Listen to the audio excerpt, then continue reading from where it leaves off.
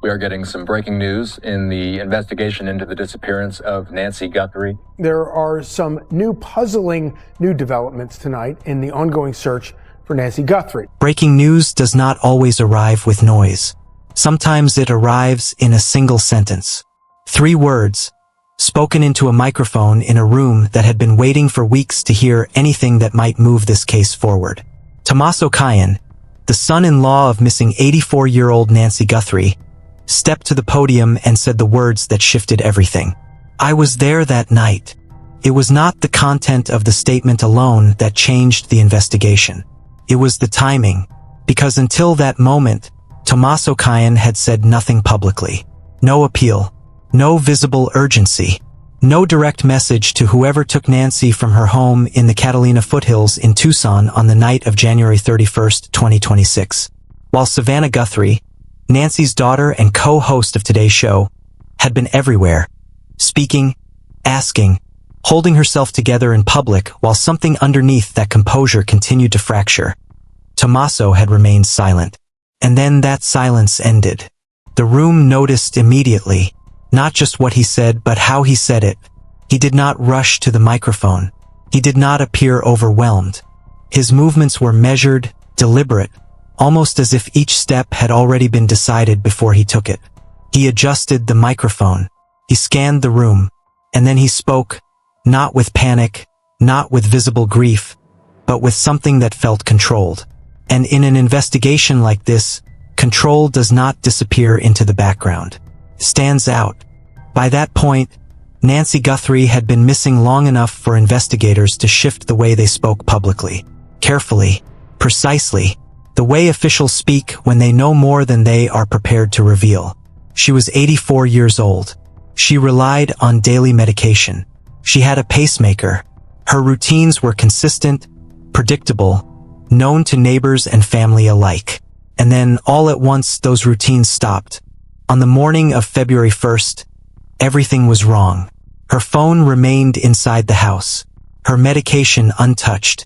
Her belongings exactly where they should have been. No sign of preparation. No note. No call. No indication that she intended to leave. She did not walk out. She vanished. From inside a locked home. With no signs of forced entry. That detail changed everything. Because it narrowed the possibilities in a way investigators understand immediately. No forced entry does not suggest randomness. It suggests familiarity. It suggests that whoever was inside that house that night did not need to break in. It suggests they were either invited or already there. Someone Nancy knew. Someone who understood the house, the systems, the routines. Tomaso Chion was not just connected to the family. He was part of it. Married to Nancy's daughter. Living within the same environment, the same structure, the same patterns that defined her daily life. And according to individuals familiar with the investigation, he was also aware of changes Nancy had been making in the weeks before she disappeared. Legal changes, financial decisions, quiet adjustments that had the potential to affect more than just documents. At the press conference, he did not stop after admitting he was there. He continued. He spoke about tension, about an argument inside the house that night, about decisions Nancy had been making that created friction. And then he said something else. Something that altered the direction of the case even further. She was not alone. 2 words, but they introduced an entirely new dimension. Because now there was another presence inside that house. Not Tomaso, someone else, someone unnamed, someone who had not been identified publicly, not confirmed by law enforcement, not connected to the case in any official way before that moment. And that is where the investigation changed. Because it was no longer about one person's account of a single night. It became a reconstruction. A sequence involving multiple people inside a home where an 84-year-old woman was last seen alive. And the question that followed did not need to be spoken out loud to be understood by everyone in that room. If Tomaso Chion was there, and a second person was there, and Nancy Guthrie has still not been found, what exactly happened inside that house during the hours that no one can fully account for? The answer to what happened inside that house does not begin with a statement or a confession. It begins with a device that never needed permission to observe. Not a witness, not a camera, not a human memory, but a system designed to continue functioning even when everything else goes dark. Inside the chest of Nancy Guthrie was a cardiac device that did not stop recording when the rest of the home fell silent. It did not pause when the final known communication ended. It did not stop when the timeline fractured into missing footage, missing time, and missing answers. It continued to operate exactly as designed, capturing electrical signals produced by a body that investigators now believe holds the only uninterrupted record of that night. Modern implantable cardiac devices are not passive monitors. They are continuous biological logbooks. They record rhythm changes in real time. They register abrupt physiological spikes. They track irregular patterns that correspond to stress, exertion, or sudden emotional shock. And critically, they do this without reliance on external systems once implanted. The last confirmed transmission between Nancy's device and her monitoring system occurred at 2:28 in the morning on February 1st, 2026. After that moment, the external communication channel shut down. But internal recording, according to documented device capabilities, would not have stopped. It would have continued logging every measurable cardiac event until the device itself ceased operation or the patient's biological activity ended. This is where the investigation shifts from narrative to reconstruction. Because investigators are not only examining what was said in the press conference by Tomaso Chion, but also what his statement now overlaps with. He placed himself inside the house during the same critical window in which the device was actively recording. He described tension. He described an argument. And he introduced the existence of a second individual whose identity remains undisclosed. When those statements are placed alongside a continuous physiological dataset, investigators are no longer dealing with isolated claims. They are dealing with overlapping timelines, competing accounts, biological evidence that cannot be rewritten after the fact. And in cases involving high-confidence forensic reconstruction, that distinction is everything. Because if the device recorded abrupt cardiac acceleration during a specific interval, and if that interval aligns with the presence of multiple individuals inside the home, then the question stops being speculative and becomes evidentiary in nature. Not what was said, but what the body experienced while those events were unfolding. Once biological reconstruction enters the timeline, every other form of evidence becomes secondary only in hierarchy, not in relevance. Because investigators are now attempting to synchronize physical systems with human statements, and in this case, the home itself appears to have recorded behavior that aligns with neither silence nor randomness. The security infrastructure inside the residence of Nancy Guthrie reportedly contained gaps in recorded footage during precisely the same period when internal physiological anomalies are believed to have occurred. These gaps were not distributed randomly across the system's memory. They appeared concentrated within narrow time windows that align with key events described by Tomaso Chion during his public statement. This alignment is what shifted investigative focus. Because digital surveillance systems do not typically fail in structured intervals unless acted upon.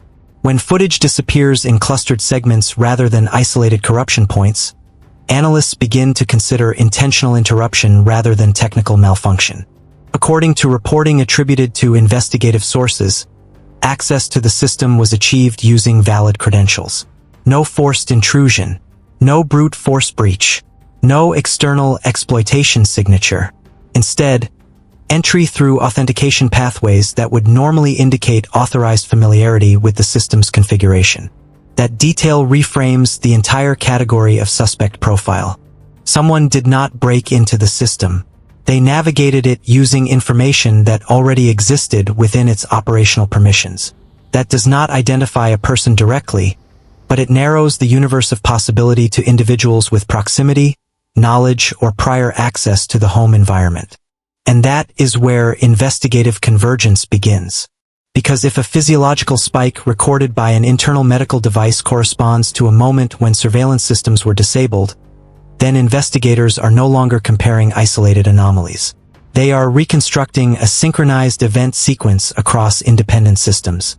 Body data, digital access logs, human testimony, each one operating independently, each one potentially converging on the same temporal window. And when Tomaso Chion acknowledged the presence of another individual inside the home, That statement did not simply expand the number of actors in the timeline. It introduced uncertainty into every synchronized layer of evidence. Because now investigators must determine whether those systems were observing coincidence or coordination. The final layer of the reconstruction does not come from devices or surveillance systems. It comes from communication traces that appear after the critical biological and digital disruptions have already occurred. According to investigative reporting attributed to law enforcement sources, a message was transmitted during the post-event window from a device linked to Tomaso Chion. The reported content of that message was a single word, handled. In isolation, a word carries ambiguity. In sequence, it carries context. Because timing is the variable that determines interpretation. If a message is sent after a period where biological monitoring ceases external transmission, and after surveillance gaps appear within a secured environment, then that message is no longer neutral. It becomes part of a chain of events that investigators must evaluate in relation to all preceding data points. The word handled does not describe uncertainty. It describes completion. It implies resolution of a task. It implies that a process reached an endpoint and was communicated outward as confirmation. Investigators are not treating that interpretation as conclusion.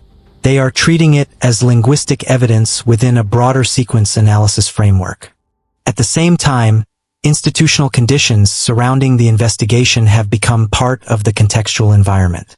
Leadership instability within the investigating authority, documented procedural criticism, and public scrutiny of investigative readiness have all contributed to increased external attention on how evidence is being processed, preserved, and interpreted.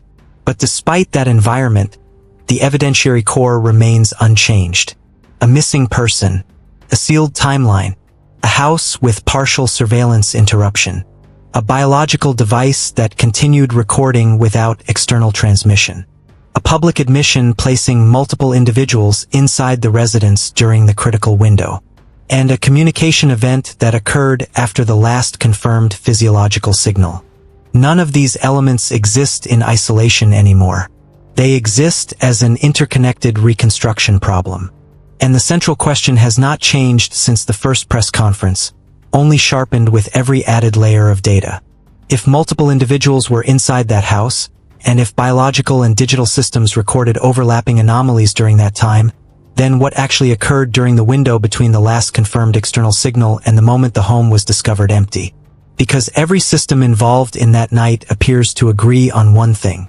Something happened inside that house that has not yet been fully accounted for.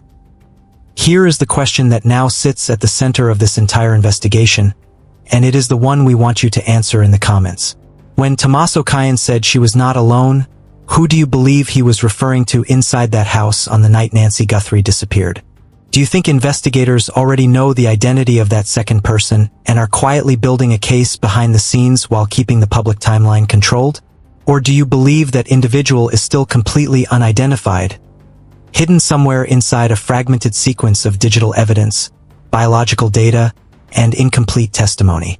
This is not a question that exists in isolation. It connects directly to everything that has been examined in this investigation. The timing of the disappearance, the shutdown of surveillance systems, the interruption of biological monitoring, the overlapping presence of multiple individuals inside a secured home, and the communication patterns that followed in the critical hours after the last confirmed external signal. Your analysis matters because collective observation has consistently identified angles and inconsistencies that official summaries have not fully addressed. Leave your thoughts below. If you have been following this investigation and you are not yet subscribed, this is the moment to stay connected.